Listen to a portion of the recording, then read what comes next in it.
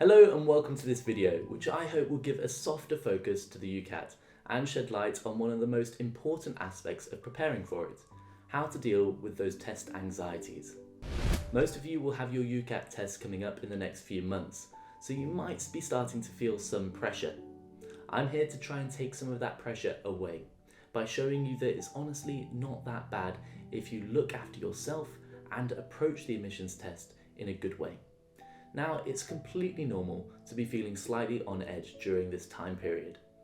You've got admissions tests, you've got personal statements, A-level deadlines, all going on at once, and that might start to feel overwhelming.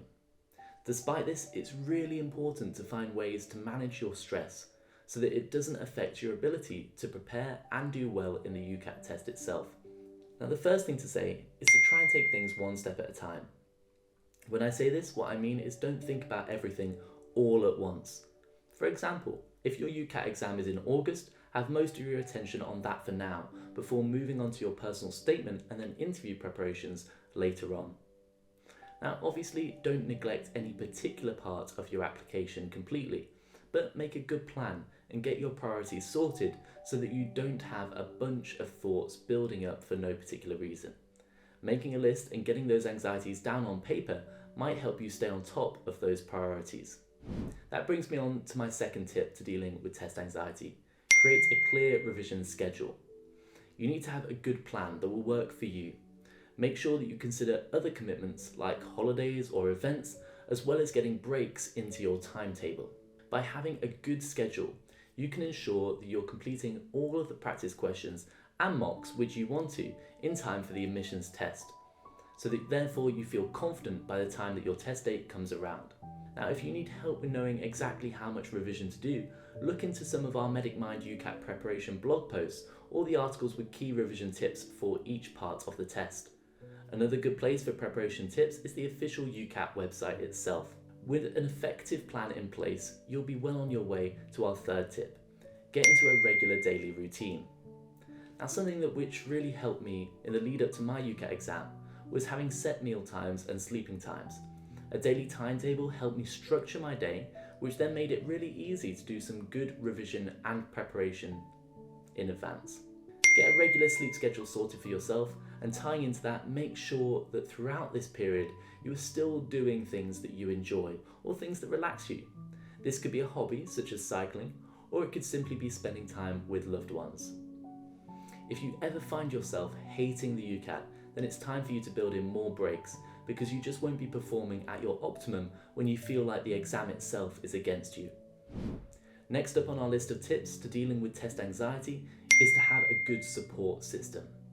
Make sure that you spend enough time talking through with your family and friends about any worries that you might have about the admissions exam.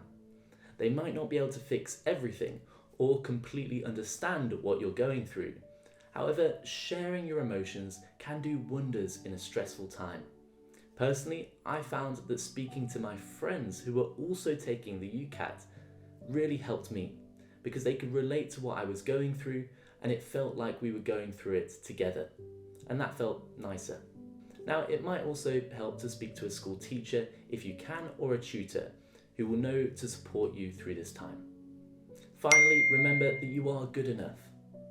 Take a little time every single day or each week to remind yourself that you've got this. A good level of confidence can go a long way.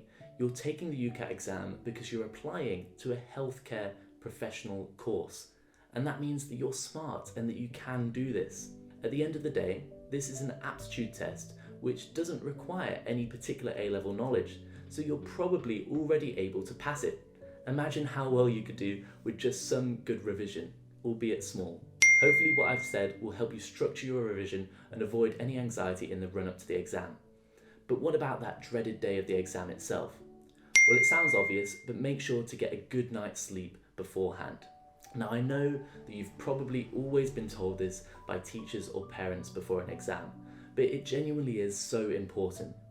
If you're well rested, you'll be able to get up without a fuss, and your mind should be clear and well focused for the admissions tests. It certainly worked well for me. Now, I stopped revising quite early in the day before my test and had a nice relaxed evening with my family, because I knew that there was no point in trying to cram extra revision in late at night. This meant that on my test day, I felt awake and I approached the UCAT exam with a clear mind. Second, I would advise not revising on the day of the exam itself. Now, obviously this isn't a strict rule and you can do revision if you really want to, but I would definitely advise against it. By the time that your UCAT exam date rolls around, you should be well prepared already, having followed your revision plan, so therefore you shouldn't need to do any extra questions on the day of the exam itself. It probably wouldn't help much and it might even stress you out more if you get some of the answers wrong. So just be careful with it. If you want some questions to practice in the lead up to your test, check out the Medic free practice tests and also have a look at the official UCAT practice tests online. So what should you do instead of doing any questions on the day? Well, you could try and meditate. Okay, so that sounds a bit strange, I know, but you don't have to literally meditate. But the reason I've wanted to speak about this is because before your UCAT test, I want you to try and stop thinking about the test itself. Really, there's no need to overthink it before going into the exam room. So try to clear your mind, either by meditating, if that works for you, or by using some different distraction methods or techniques, like speaking to a parent or thinking about something that you love. Once you're in the exam room, take a deep breath and just give it your best shot.